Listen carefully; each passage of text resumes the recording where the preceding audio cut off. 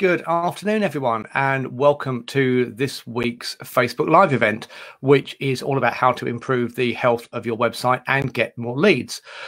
So I'd like to welcome those of you who are watching live. It'd be great if you could just post a quick hello in the comments, just so as I know that all the tech is working as it should be. And if you're watching this on the replay later on today or in years to come, then hello to you as well. As we go through, do feel free, as well as commenting, to put any questions in the chat as well, and I'll do my best to answer those as we go through. Hello, Paul, nice to see you. Good, the chat's working, and I'll do my best to answer questions as we go through. And if you're watching this on the replay and you've got questions, then still put them in the comments, and I will keep an eye on this post over the next few days and try and answer questions from those of you who are watching it after the event as well. So if you don't know who I am, my name is David Miles, and I'm on a mission to help mortgage brokers and financial advisors to be able to generate their own leads through their own websites and online channels, so as they don't have to carry on buying leads from third-party lead gen companies. Now, obviously, if you are generating leads online, whatever method you're using for that, whether you're using things like Google Ads or Facebook Ads or LinkedIn or any of the other options that are out there, one of the most important, if not the most important parts of the whole equation is your website, because all those things, Google, Facebook, etc., ultimately they are all sending people through to your website. So if your website isn't up to scratch, then you could be sending all the right kind of people through to it. But if the website isn't optimized in such a way as to convert those visitors into leads, then you're not going to get the return on investment that you would hope from those advertising or marketing campaigns that you're running. Even if you are not doing any paid advertising online, it's still really important that your website is up to scratch, because you'll be directing people there yourself, through conversations you have, or through giving out business cards, or people who recommend you to their friends will almost certainly result in someone visiting your website. So if the website doesn't look as good as you want your business to be portrayed, and if it's not set up in a way that's going to give the right kind of experience and encourage people to make an inquiry, then you're going to be losing out. So what we're doing in today's session, as I think most of you already know, is I invited people to send in links to their own websites. And what I'm going to do in this session is I've picked a handful of them, and I'm going to give those sites a quick audit to look for the good and the bad points, but I will mostly focus on the things where there's areas for improvement, because what I'm looking for is to give you some quick wins that you can implement on those sites, which will increase the number of leads that they generate. And we're not talking here about wholesale complete website redesigns. We are talking about just simple small changes which can make quite a big difference. Okay, and you'll probably find, even if yours isn't one of the sites that's been selected, you'll probably find that there are, as we go through the event today, you'll think, oh yeah, I'm doing that same thing on my site. If you are, then obviously implement the same kind of fix, and you should also see improvements in your results as well. So I'm just going to switch over to the first one. So hopefully that is now appearing on screen. So these are in no particular order. And what we'll probably find is we'll probably find we talk more about the first one or two than the others, simply because there will be some things where the same issues crop up on multiple sites. So whose site? This is Ian's site, isn't it? So Ian, if we do spend longer talking about your site than some of the others, don't take that personally. It just means that that's what we get for being first, basically. Okay, so I'm just going to refresh the page here, so as we get this has got a carousel thing which has been flicking through to different pages while we've been talking. So I'll just refresh it. So this is what someone would see when they first arrived on the site, and I've picked this as the first site to look at because it has one of my sort of pet hates on there, and that is the fact that the first thing that you see when you arrive on the site is this message saying "Welcome to Ames Financial," and it's something I see quite a lot. Sites which either say, welcome to, and then the name of the company, or they say welcome to our website. And the reason I have such an issue with that is what you're doing there is if you think of the website as a plot of land, you're basically taking a really valuable piece of real estate there, you know, that first thing that people's eyes land on when they come to the site, and you're wasting that valuable real estate with a statement that doesn't really you know, do anything useful or add any value. And I always think it's strange, and I've said this in a lot of different contexts, so some of you may have heard me say this before, but when it's almost like when people are doing stuff for their website, they go into this sort of ultra polite kind of mode and start saying, oh, welcome, oh, thank you for dropping by, all this kind of thing. And yet I'm sure if you were sending out a mail shot, you wouldn't start it with welcome to our mail shot. But for some reason, when it comes to the web, people go into this sort of slightly different way of talking. I can only assume it comes from sort of the old days of the web, you know, back in the mid-90s, when actually to get to someone's website was quite an effort. You know, and you've got to get your dial-up modem working, you've got to get connected, you've got to find your way across the internet pre-Google, and you'd get to this website. So yeah, it's quite an achievement, and you might want a nice welcome. But nowadays, you know, when it's just you're there at the click of a button, that seems a little bit overkill. So what should go there instead? Well, many of you will have heard me talk before about value propositions. And what should be in this space here where we've got this welcome message at the moment is a value proposition. So a 1 or 2 sentence statement which sums up what you're about and which answers the 3 key crucial questions that everyone will have in their mind when they arrive at your site, whether they realize it or not. Those questions being, where am I? What can I do here? And why should I stick around and do it? And a good value proposition, and I will show you some examples from other sites in a moment, but a good value proposition will answer those questions and will be the first, you know, will play a really key role in making sure that people don't bounce and leave your site and go somewhere else. We start to get into it a little bit more when we get into, you know, the things about completely independent advice and stuff, but again, it could be a lot more powerful. So that was the first thing there.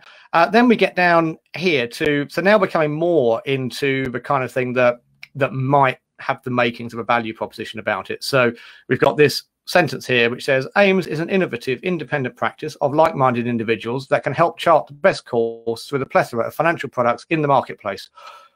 Whew, I'm exhausted just getting through that sentence.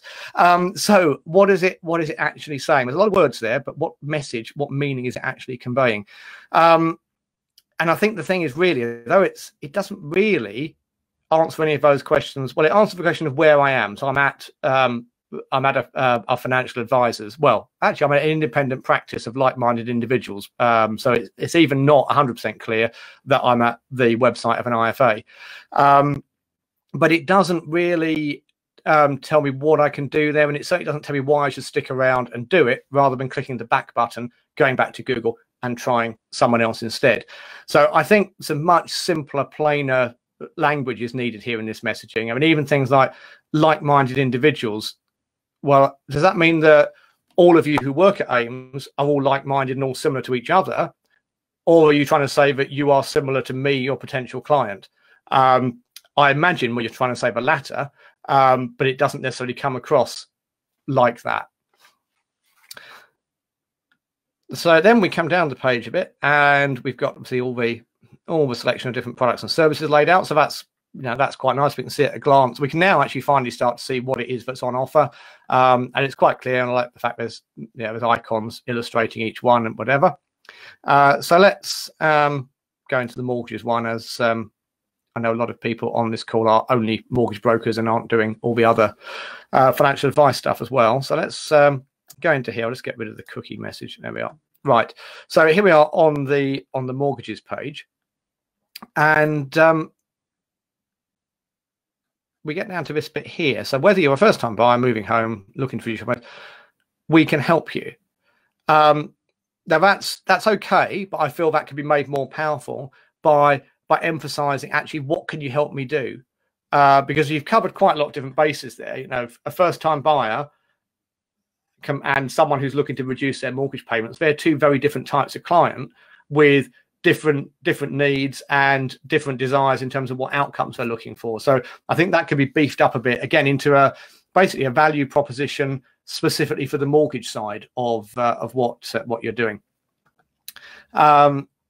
Then we get into the how we can help you. So that's good to have a how we can help you section. Again, I would just say think about some of the messaging and how it can be made more powerful. So think about the outcomes. Now, what I mean by that is, take this first one here. We use the latest technology to find the best mortgage product for your needs. So as for client, I'm reading that and I'm thinking, well, okay, so what is sort of the question I'm asking there. What does that mean? Now, I know, obviously, because I know a lot about the industry and a lot about mortgages, I know what it means. What you're trying to say is we use the latest technology to find the best mortgage product so as you've got the best chance of getting accepted first time and you don't pay more each month than you need to. That's actually the kind of thing we're talking about here. Or so as you get into your new home as quickly as possible, or things like that. But with a lot of these things, you need to just take it to the next step and think, yeah, and what does that mean? So, you know, it's like when you describe the features of anything. It's, you know, if you're I don't know, selling someone a car and you said this car's got air conditioning, well, you're assuming that I know what the benefits of air conditioning are. Whereas if you said as an alternative, this car has got air conditioning, which means that it will keep you nice and cool in the summer and it will help stop your windows misting up in the winter. So you'll be able to see more easily and you won't be a sweaty mess in the summer. You've then taken that all the way through to actually the final conclusion of what that feature gives you. So whenever you're writing things like this kind of list we see here, always be saying in your head, which means that ... And don't stop the sentence until you've completed it and answered that which means that question. And the other couple of things to pick up on here, I did notice that the recent tweets are all sort of 7 months old. So I would say either if you're not going to be keeping up to date with doing tweets or news things and like that, it's better not to have them on there at all than to have ones which are that out of date, because rightly or wrongly, people will think, well, and they might not realize they're having missed thought because it could be subconscious, but people might see that and think, well, if their tweets are that old, how out of date is their knowledge of mortgages or financial services or whatever? So I think that what I do like on here is, as far as I can tell, and I'm not that local to Ashford, but as far as I can tell, a lot of the imagery, not that one necessarily, but some of these other images that are used on here, I'm pretty certain that those are actually local images from the Ashford area. If they are, that's really good, because that underlines what one of the USPs of the business is, which is they are serving the local community. And particularly, I think it was in the About Ames Financial, or was it the Meet the Team? Yeah, this picture on the end here, that looks like it could actually be a genuine picture of the office rather than a stock image. If it is a stock image, it's really well done, because it doesn't look particularly stock like some of them do. So yeah, okay, right, moving on to the next one, which is uprosper.ca, and this is a Canadian site. I assume it is, because that's .ca is the domain name for Canada. Yeah, can't find the address on me now, but anyway, so this is a site which is purely mortgages and remortgages or refinancing. The first thing to point out, this is something you can very easily check on your own site, is if you look up here, you'll see that Google Chrome is showing this as not a secure site, and that's because even when you type in the address, if you type in the address https://uprosper.ca, it does bring up a secure version, but as soon as you click any of the buttons to go to another page, it directs you back to an insecure version of the site. So there's a requirement there to just put some redirects in place to make sure that people always get directed to the HTTPS secure version of the site. The reasons for that are, even though you might not actually be collecting confidential financial information at this stage, via the site, it still gives people more confidence if they see that the site is secure and has the padlock logo. So if we just go back to Ian's one, you see and compare, that's got a nice safe looking padlock there, whereas the uProsper one hasn't. And in fact, because of the way Chrome works these days, it's actually got a huge, great message warning you that this site is not secure. You know, and that in itself may be enough to frighten people away if they're not, you know, not particularly internet savvy and don't know exactly what the implications of that message are. So that should be fixed. And also, in terms of your online marketing, when Google favors in the search results, Google favors sites which are secure. It doesn't even have to be expensive. Now you can use a service like Let's Encrypt, and they will give you a free SSL certificate. And you know, if you're not sure how to set that up yourself, your web developer should be able to do it. It's, you know, it's a 5 or 10 minute job. Okay, so onto the site itself. This is Jen's site, by the way. So hi, Jen, if you are watching. So we've got something here which is sort of taking the place where I would expect a value proposition to be. And it's not bad. It states the problem. You know, a mortgage is a large part of your financial puzzle. And then it says that as a mortgage agent, etc., I can help you solve that problem. I would just like that fleshed out a little bit more, so it actually gives a bit of a feeling of how you're going to help solve that problem, because anyone can say, I can solve your problem, but it makes it more powerful if you say, I can solve your problem by doing X, Y, and Z. So I would just try and flesh that out a little bit. We've got quite a lot of buttons here.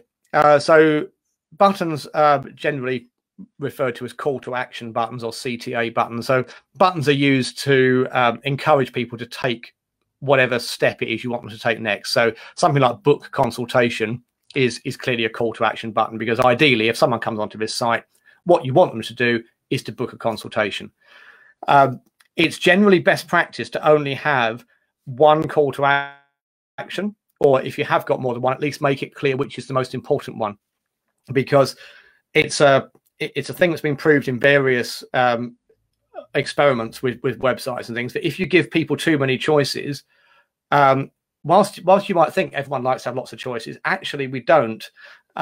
People prefer to have a limited number of choices. If you give them too much choice, it becomes confusing and overwhelming, and sometimes therefore the easiest thing to do is to do nothing. So it's that, you know, analysis paralysis kind of effect. So what we've got here is we've got 4 call to action buttons, and they're all equally weighted. In other words, you know, they're all the same color, the same size, the same font. So it's not even clear really which one is the, you know, is the one that you really are expecting me to take or want me to. To give you, so ideally only have one call to action. If you are going to have 2 call to action buttons, then do something like I've done on my own site here, where if you have got 2, make one of them look different, so the eye is drawn more to the one you really want people to go for, rather than the one that's the secondary one.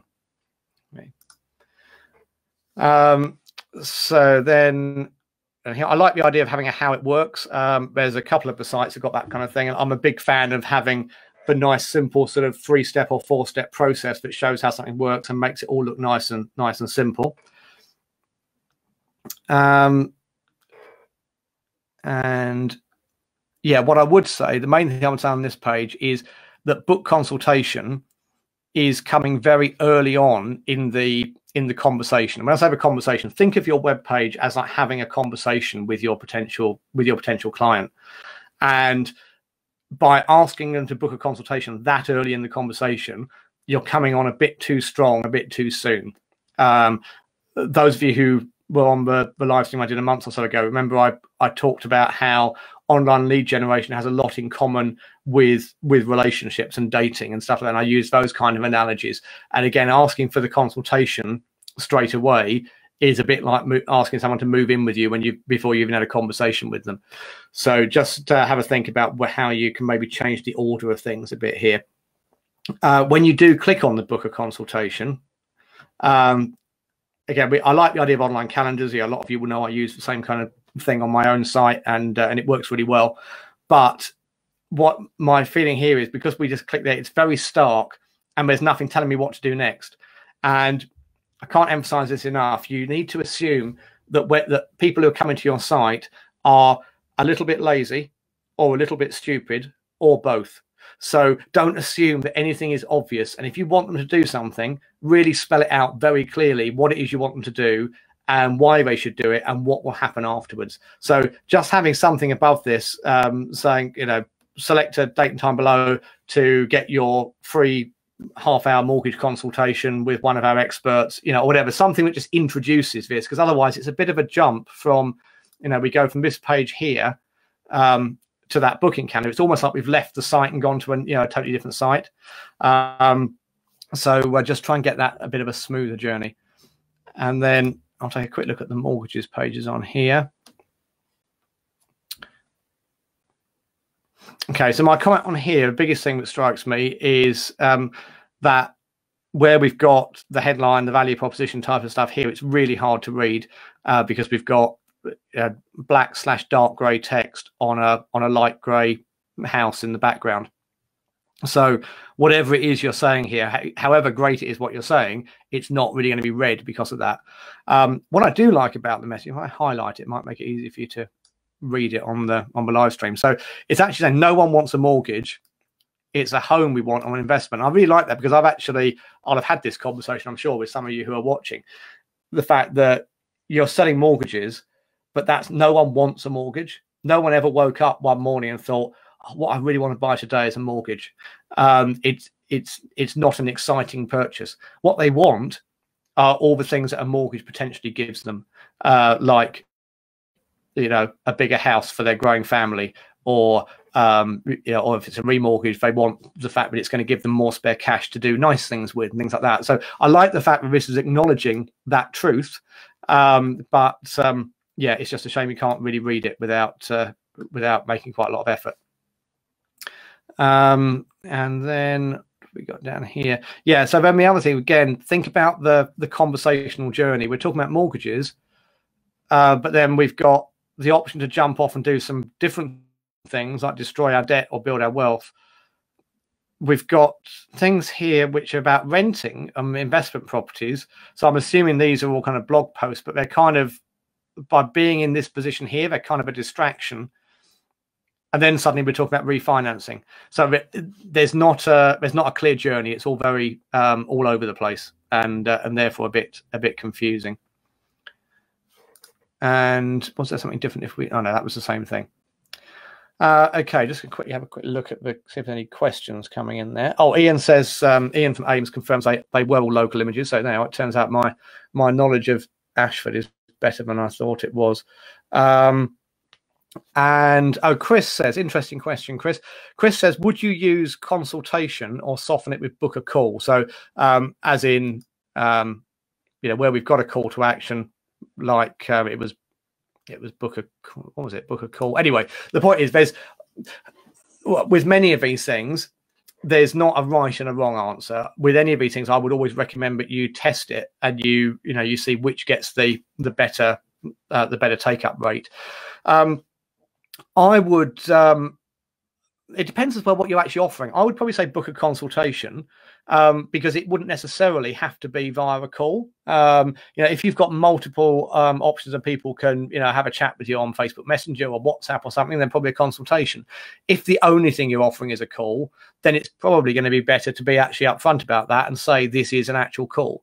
So for example, I mean, that's what I do on my own site. I make it very clear that it's a free strategy call that people are booking. So yeah, but ultimately the answer is once you've got everything else sorted, have two versions of your page, one that says book consultation, one that says book a call, and do a split test and send half your visitors to each and see which one gets the better conversion rate. That is the beauty of online marketing. You don't need to guess or wonder about something for days. You can just test it really easily and find the answer. Because again, even if I said on my site I've proven that one is better than the other, my audience will be different from your audience. So until you test it with your site and your audience, you can't say for certain which is going to be best. Right, the next one to look at was Leslie. So Leslie sent me two. She said that their main one, Amber Property, is offline for redesign, which, as you can see, it is. I do just have one comment on that, though. It says we're redesigning our website. Please visit us again soon. In the meantime, please reach out to us via our social media. How? It would be, again, think about how you can make life easy for the person reading it. So just putting your social media icons or links there would mean that page did a lot better. I thought at first that clicking one of these would take me to the Facebook page, but it doesn't. They're all just inactive links. So anyway, let's move on to the working site that Leslie sent, which, let's refresh that. Oh no, I'm on the about page. That's right. So let's go to the home page. Okay, so equity release sites are it's obviously clear what's on offer here. It's equity release mortgages. And my biggest issue with this one is, again, it's the asking for too much too soon or coming on too strong too quickly kind of thing. Because I've just arrived on this site. I've got no idea who this company. Imagine I've clicked through from Google on an ad, or I've clicked a Facebook ad or something. So I've got no prior knowledge or relationship with this website, and straight away you're asking me how old am I and how much is my house worth, which, when you think about it, are two fairly personal questions, which I may not want to answer until I found out a bit more about who you actually are and what you're offering and whether I think you can help me.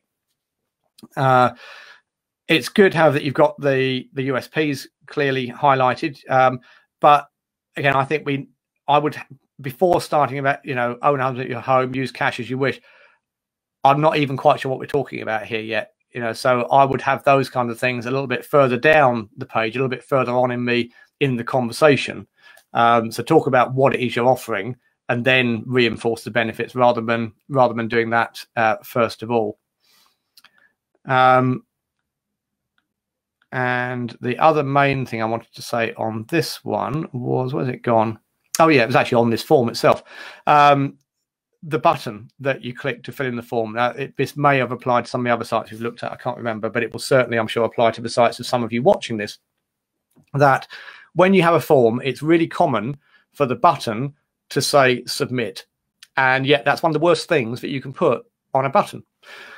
So let me explain. The reason it happens, the reason you end up with the word submit on there, is because in the trade, in web developer speak, this is called a form, and this is called the form submit button.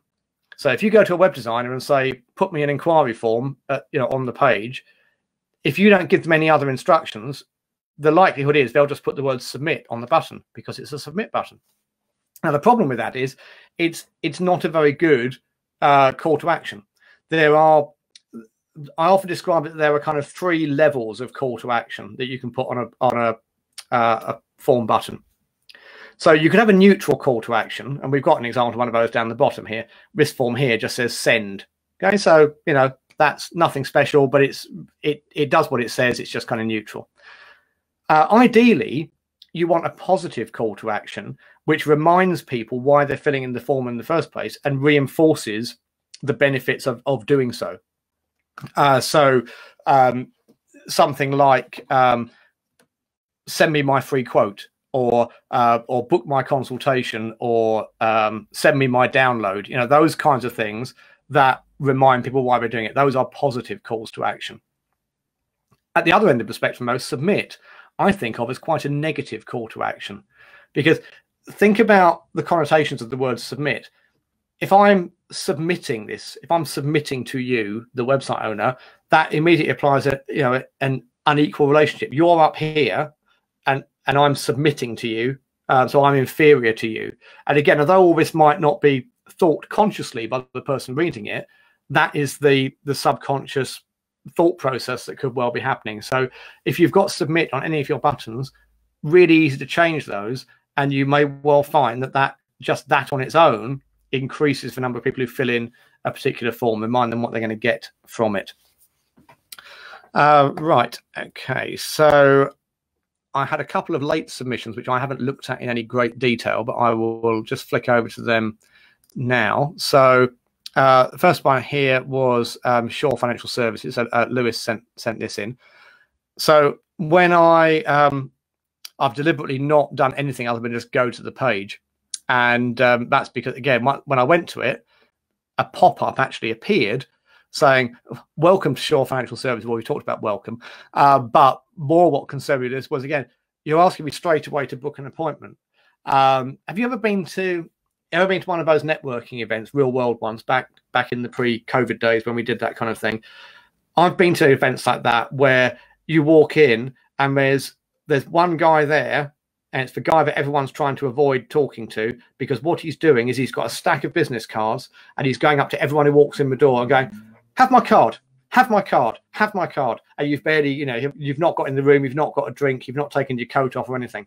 And this is that same kind of thing. It's highly, highly unlikely someone's going to want to book an appointment the moment they've walked in the door and you've thrust your business card or your inquiry form in their face. And also actually it's a bit pointless, because even if that didn't appear, we'd still have book an appointment down there.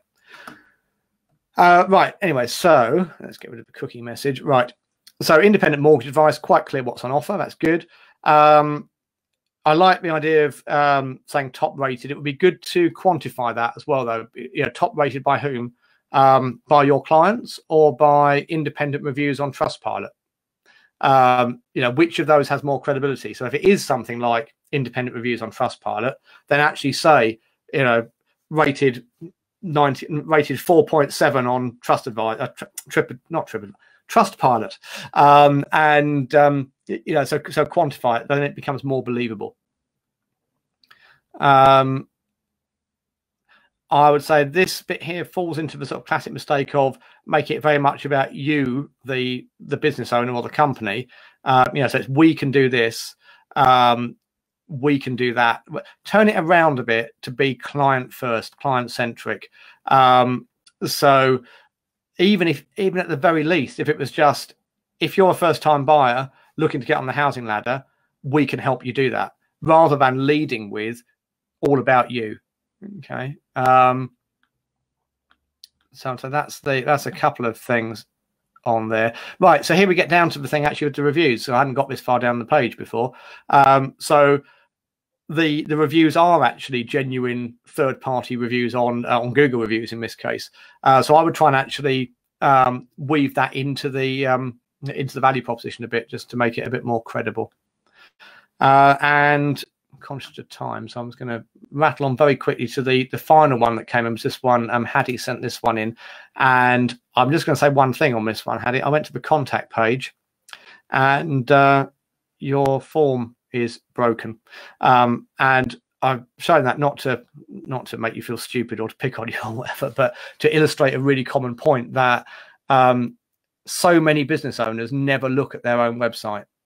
I was having a conversation with someone earlier on today where I'd given him a bit of feedback on his website and on the copy that was on there, and he said to me, you know what, that copy was changed ages ago, but we got the web designers to make an update to something on the website, and during that update they've managed to roll it back to the old version of the text. If I hadn't looked at his site and commented on it, that could have been on there for another year or so. So do look at your own sites every so often, and just check that they are still up and running and that something isn't broken. Okay, so that's the main learning from that one there. Right. Let's check if we have questions. No, right. I just want to finish by just showing you a couple of examples of I'm conscious that I've picked up all the things that you shouldn't be doing. So I want to just finish by showing you a couple of sites where I found some examples of how some of these things are being done well. Okay. Now, at the risk of, I'm going to watch the number of people viewing and see if it drops suddenly, because I'm going to bring up the website of Habito. Now, this is not because I'm a fan of robo-advisors, and I know a lot of you will have strong views on them. However, what they are good at doing, and what you could argue they have to be very good at doing, because they don't have that personal touch that a proper individual mortgage broker would have, is they are very good at making their websites highly converting, because they're relying on high volume and everything like that. And so looking at some of those aspects of their site is quite good to see how these things could be done. So here is a value proposition. So mortgage is made easier. Well, that's more of a kind of a strap line, but underneath we have an actual value proposition. So it's immediately saying, it's leading with what the client gets out of this. And of course, all of you are offering the same thing as these guys. It's just that they are articulating it in a way that we haven't seen on the other sites we've looked at so far. So it's not, we are your local mortgage broker, or we've got 20 years experience of arranging great mortgages. It's, you're going to save hundreds of pounds. you're going to get the best deal possible, and you get independent, unbiased advice, and it's free. So it's laden with benefits. Okay. Social proof in terms of Trustpilot reviews. Strong call to action. So yeah, compare this to the kind of submit button type thing. We're saying, this is what we're offering you. You're going to get a decision in principle in 5 minutes. Now, that, whether that's true or not, it's very, very compelling. And it's going to encourage someone to click that start now button. And of course, the wording start now implies you're taking the first step on an exciting journey, and has a very different feel to it from submit. Yeah. Putting lender logos on there, again, that's sort of credibility by association. So you could all do that kind of thing, and those are low. With the best one in the world, no one is going to instantly recognize I don't know, the Shaw Financial Services logo, but they are going to instantly recognize, maybe not a Accord, but all these high street names. They're going to recognize those straight away. So it again makes the whole thing feel more credible to the prospect. This is something I often talk about doing in ad copy as well as on websites, is use numbers. Numbers are really powerful, and they form a visual interrupt. If you're scanning down a page of text and you suddenly see a number or a plus sign, it just makes you stop it for a split second and take a bit of notice of that. So rather than saying, we search the whole market, well, they're saying that, but they're backing it up with putting quantities on that. But that actually means 20,000 plus mortgages they can check for.